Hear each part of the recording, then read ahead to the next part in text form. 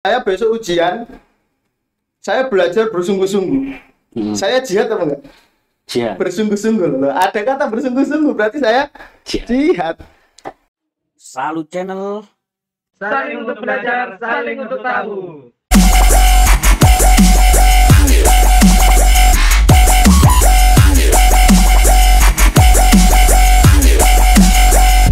Assalamualaikum warahmatullahi wabarakatuh. Alhamdulillah bertemu lagi dengan saya host Salut Channel, saling untuk belajar dan saling untuk tahu. Di podcast kali ini saya kedatangan tamu yang berlatar belakang santri. Beliau adalah Gus Nabris Nab. Assalamualaikum Gus. Waalaikumsalam warahmatullahi taala wabarakatuh. Alhamdulillah. Ini Alhamdulillah. tanpa berlama-lama lagi biar teman-teman juga tahu siapa sih Gus Nabris ini, bisa memperkenalkan diri. Monggo Gus. Ya, terima kasih semuanya. Kenalkan, nama saya Muhammad Nabris Abda. Ya, saya sebagai saudara, saya keponakannya yang punya podcast ini.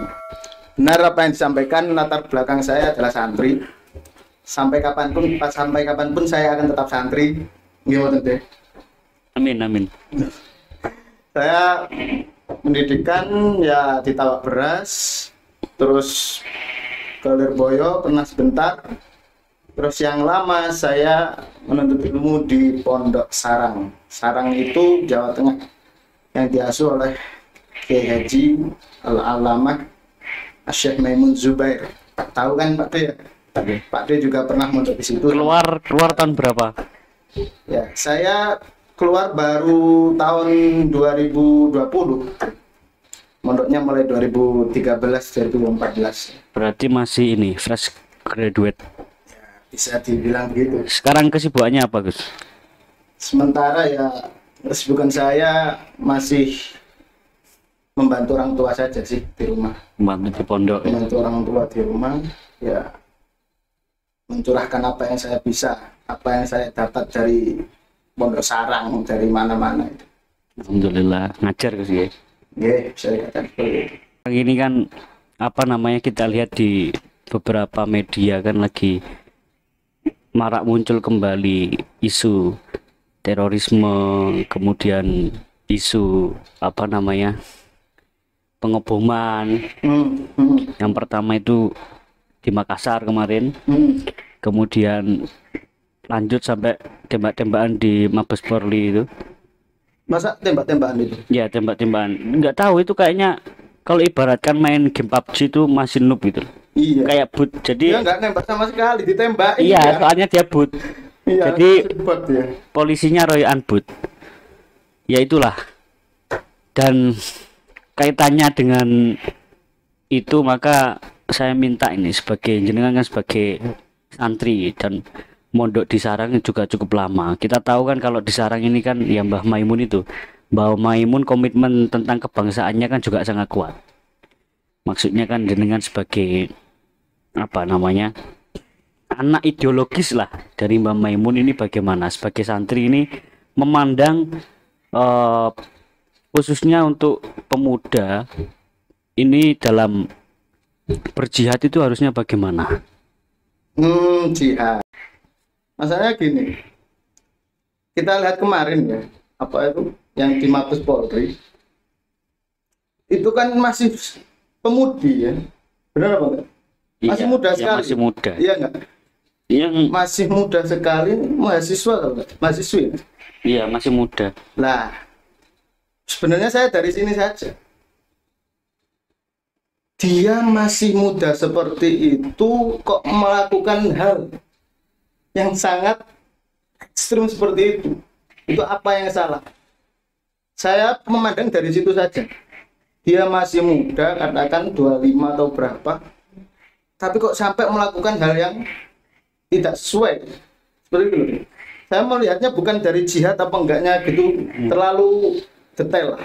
Cuma kenapa kok anak muda kok sampai merelakan nyawanya untuk hal konyol seperti itu gitu loh. Itu yang salah. Apakah emang dia salah ditakdirkan? Apakah kita tidak bisa berbuat apa-apa untuk mencegah hal itu terjadi? Kan seperti itu kan. Iya. Menurut saya seperti itu saja. Karena kan kemarin ini kan di media kan yang seperti yang di Mabes Polri ini, dia ini kan sebelum melakukan aksinya kan menuliskan surat untuk keluarganya. Iya ya, aku baca. Iya, yang kalau nggak salah di akhir kalimatnya itu kan dia bilang bahwa dia berjihad, gitu. Dia melawan, intinya itu menganggap pemerintahan ini tuh tohut. Demokrasi ini demokrasi kafir kan gitu. Buatan orang kafir dan lain sebagainya lah.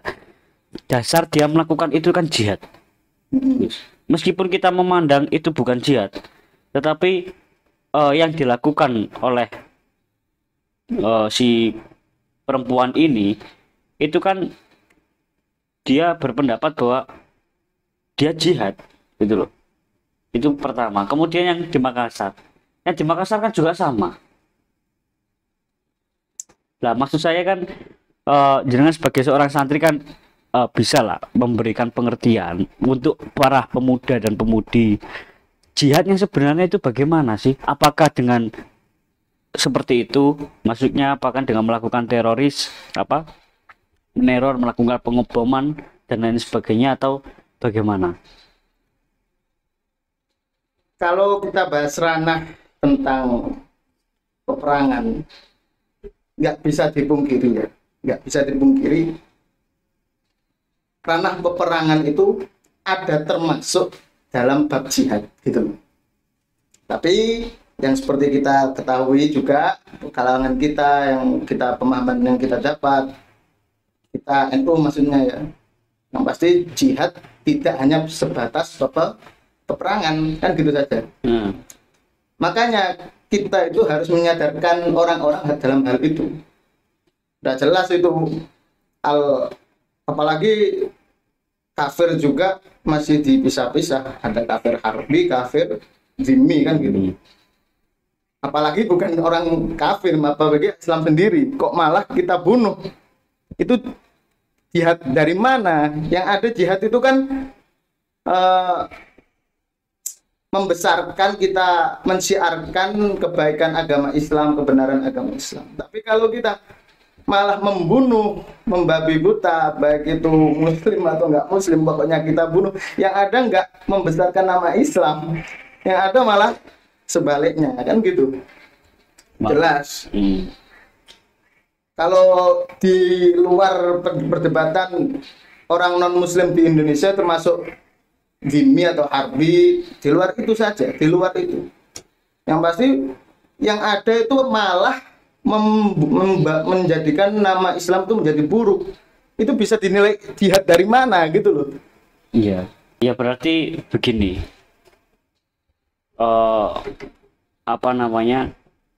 kira-kira ada nggak dasar ya atau ibarat yang menjelaskan bahwa jihad itu nggak hanya sekedar peperangan, yang kemudian ini bisa menjadi pegangan, bisa menjadi dasar pedoman yang kuat untuk kita ya, khususnya sebagai pemuda dan pemudi, agar tidak salah mengartikan.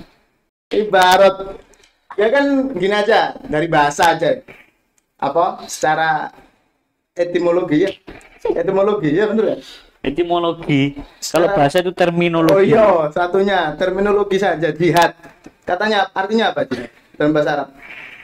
Bersungguh-sungguh kan gitu aja. Dari mana kata perang? Nggak bisa disimpulkan dari segi bahasa saja, udah nggak bisa disimpulkan. Jihad itu hanya bermakna peperangan. Dari segi nama bahasa, saja, ya, dari segi nggak usah repot-repot. Masalah bahasa dalam Islam itu benar-benar dianggap, ya berarti dari segi bahasa saja sudah artinya sudah nggak nyambung dengan peperangan gitu ya. Bukan nggak nyambung, tidak sesempit itu. Bersungguh-sungguh. Saya besok ujian, saya belajar bersungguh-sungguh. Saya jihad apa enggak? Jihad. Bersungguh-sungguh loh. Ada kata bersungguh-sungguh, berarti saya jihad. Nih. Para pemuda-pemudi ini ya. Ya.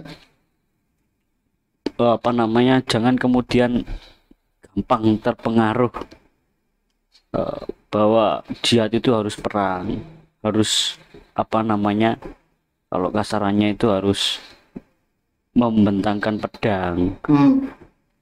Jadi dari apa namanya, bahasanya saja ini jihad ini artinya luas, ya, bersungguh-sungguh. Tapi dalam konteks sekarang, dalam konteks ya yang sekarang inilah, kira-kira jihad jika dipakai sebagai apa namanya, sesuatu untuk teroris itu tadi, meneror dan lain sebagainya, itu kira-kira untuk sekarang ini relevan apa enggak? Kita lebih spesifikkan lagi kalau untuk di Indonesia, saya bilang tidak. Kenapa? Satu, Indonesia ini tadi tidak berasasan Islam ya, tidak ada amir apa, khalifah, tidak ada apa, amir imam a'zam ya.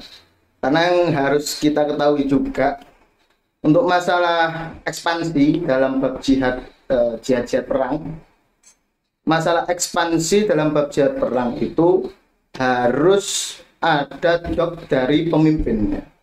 Kewajibannya itu harus ada dok dari pemimpin. Ekspansi itu yang fardu kifayah itu. Kalau orang kafir masuk ke tempat kita, itu kan fardu ain. Kita diserang kayak warga Gaza, Palestina. Wah, itu jihad bener. Itu hukumnya perang, kita wajib perang. Lanang wedok wajib perang. Tapi ada jihad itu yang fardu kifayah, yang perang yang ekspansi bahasanya ya. Pelebaran. Nah, pelebaran ini kapan kita terkena hukum kewajiban? Itu ini juga harus tahu, itu harus ketika sudah ada dok perintah dari imam. Seperti itu. Nah, sekarang kalau yang di Indonesia kemarin itu masa disuruh pemimpin kita untuk menyerang gereja yang di Sulawesi, jelas enggak. Itu sangat jauh. Berarti tergantung apa namanya, kalau di Indonesia ini tergantung instruksi dari Walil Amri ya. Iya, ekspansi itu harus instruksi dari Walil Amri. Kemudian kira-kira ada enggak apa namanya, menurut jenengan sendiri ya, agar pemuda dan pemudi ini kenapa sih kok kemudian gampang sekali terpengaruh dengan ideologi seperti itu kan, ideologi konservatif seperti itu? Kenapa kok gampang sekali seperti itu, dan bagaimana menurut jenengan ini sebagai seorang santri apa namanya mengantisipasi itu? Ya. Ini sebenarnya saya di sini aja, nggak usah muluk-muluk kita bahas substansi dari jihad dan bla bla, nggak usah berat-berat. Kuncinya di sini aja. Kuncinya di sini. Pemuda di Indonesia ini apa yang harus kita lakukan? Nah, di sini. Saya memahami betul kenapa kok mereka yang sudah terjerumus ke ekstremis hal seperti itu. Karena apa? Karena terpikat, Pak Dea. Terpikat sama omongan mereka, sama doktrin-doktrin mereka, kan gitu.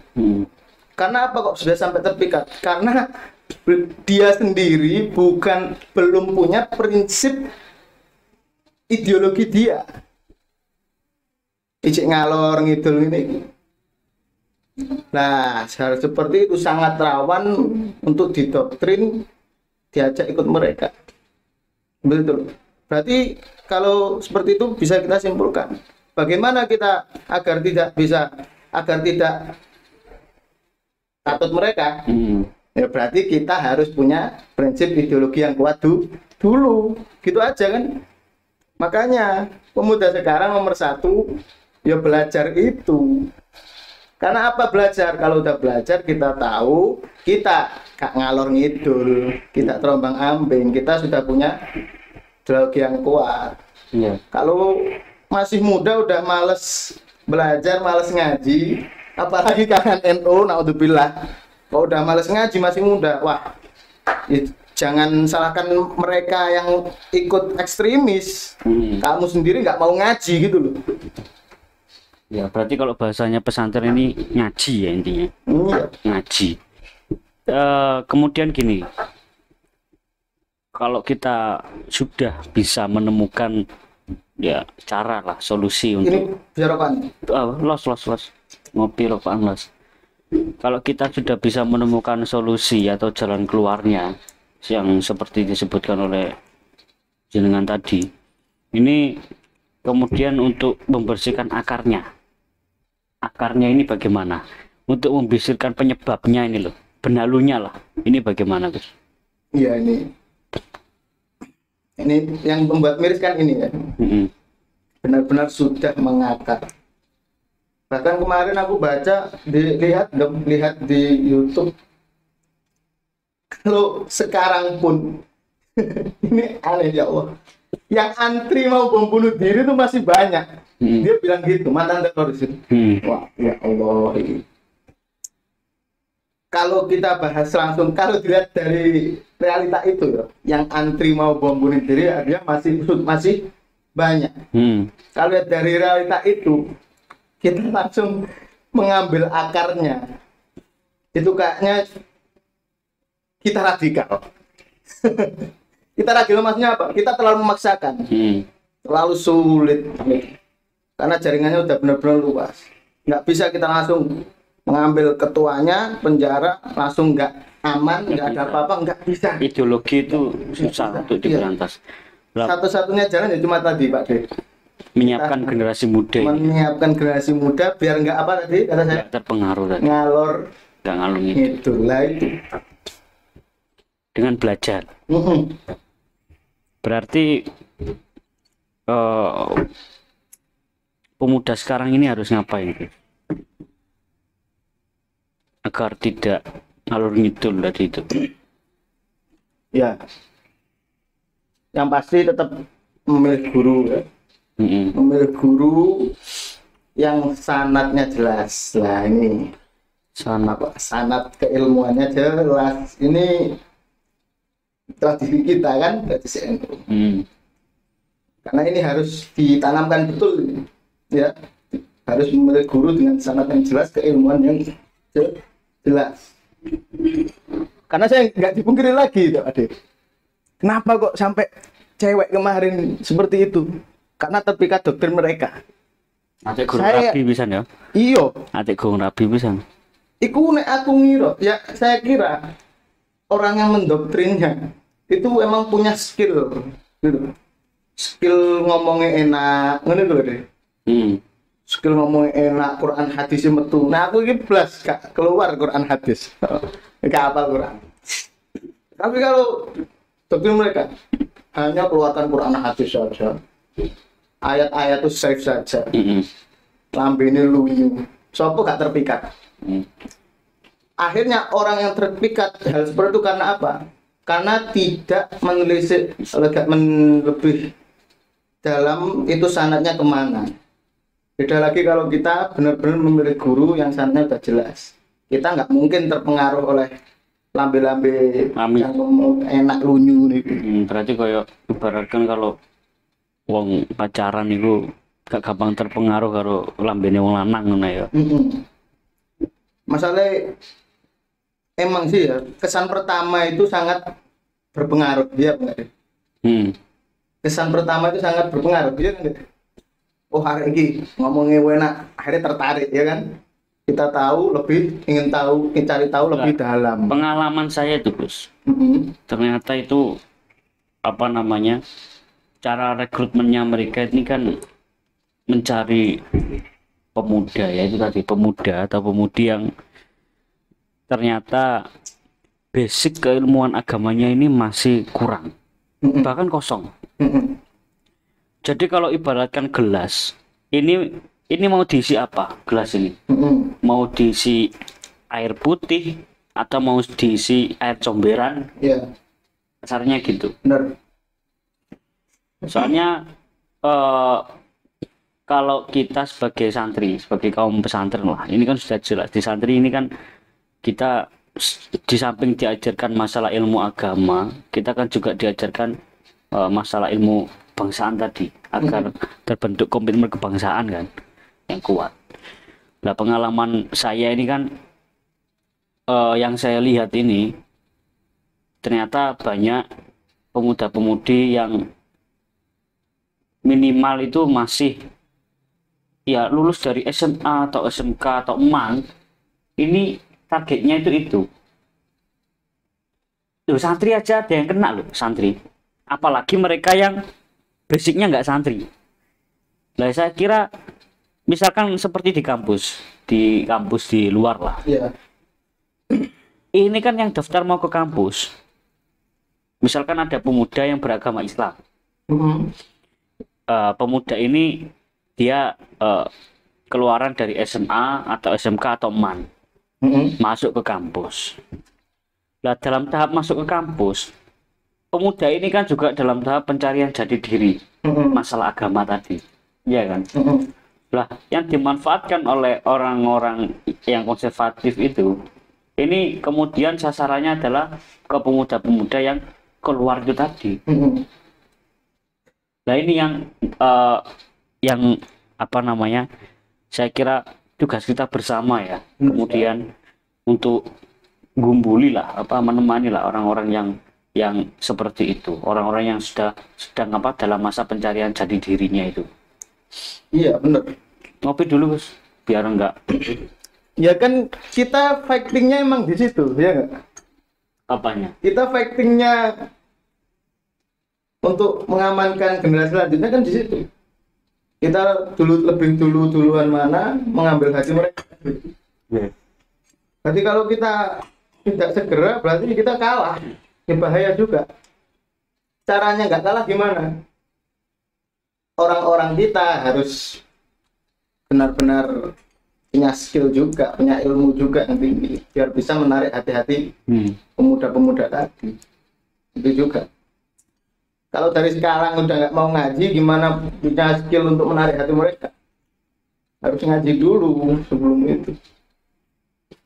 Intinya itu apa ya? Maksudnya kita juga harus turun ke sekat itu, ke grassroots itu gitu ya. Nah, ini berhubung di di studio ini ada 1.000 orang. Ya, tepuk tangan. Penontonnya nggak tepuk tangan lagi. 1.000 orang goib tapi nggak terlihat. Mungkin ada Kodamnya Pak D. Goib nggak terlihat. Mungkin ada pertanyaan dari penonton. Monggo. Sebelumnya ini kan rame masalah itu pemberontakan Mabes Polri. Yang saya alami banyak dari teman-teman kurang pengetahuan lah, kurang pengetahuan tentang teroris. Terus mereka itu memposting kayak plakat-plakat terus kayak meme seperti itu dengan bertuliskan dengan gambar itu bercadar, terus bertuliskan saya muslim, saya bukan teroris. Nah, kan kenyataannya kan memang begitu. Sedangkan yang membuat postingan itu kan sebenarnya masih ikut organisasi seperti itu gitu. Bagaimana menghadapi yang seperti itu? Identitas. Pripun, Gus? Aku kurang minat sama politik identitas itu sebenarnya. Iya, tapi nggak mau Emang berarti terbelenggu dengan politik identitas. iya. Gini loh. Nah, mulai gini aja. Mereka kenapa kok nyerang Mabes Polri? Ya. Karena menganggap pemerintahan ini dan cabang-cabangnya itu pemerintahan togut, ya. Menurut mereka barang siapa yang kita ikut togut, kita manut togut, berarti tidak Islam, berarti kafir, kan seperti itu. Akhirnya kafir sampai mereka dibunuhi, kan seperti itu. Ya. Lah, hanya sebatas anggapan hal seperti ini togut aja, mereka sudah berani membunuh. Hanya sebatas anggapan kalau pemerintah ini togut, hanya anggapan saja loh ya. Hakikatnya Allah alam kan togut. Seperti apa togut? Apa ada yang bilang togut itu sifat, ya? Sifat dolim, siapapun yang zalim itu togut. Tapi mereka enggak. Pokoknya pemerintah ini togut, bunuh. Kalau togut berarti kafir, berarti harus kita bunuh. Wah, malah runtutannya terlalu jauh. Padahal kafirnya saja, kafirnya saja itu bukan ilat untuk peperangan. Al kufru laisa illatan lil qital. Nah, seneng aku lah nek dalil ngene iki kan. Ya dalil. Lah ini kaidah ini kan seneng aku. Iya. Itu aku tahunya ya di pelajaran waktu ngaji. Guru saya bilang seperti itu. Al kufru laisa illatan lil qital. Kekafiran itu bukan alasan untuk adanya peperangan atau pembunuhan. Kufureae enggak bisa kita buat pijakan kita membunuh. Lagi mek trimo togut tok loh. Kok wis membunuh loh. Terlalu jauh kan. Seperti itu saja sebenarnya. Ini terakhir Gus. Ya. Kira-kira ada nggak pesan dari sampean ini untuk para pemuda dan pemudi hari ini? Pesan sebagai seorang santri ya, mungkin salah satu representatif santri apa untuk para pemuda dan pemudi hari ini. Ya, aku nggak ahli merangkai kata. Yo, pesan Ya ini bukan baca puisi ke sini. pesan itu apa ya? Itu aku. Pesanku ini 3. Apa? Belajar, dan belajar. Belajar dan belajar. Oke. Agar tidak terpengaruh, agar tidak ngalor ngidul tadi. Sip. Sip.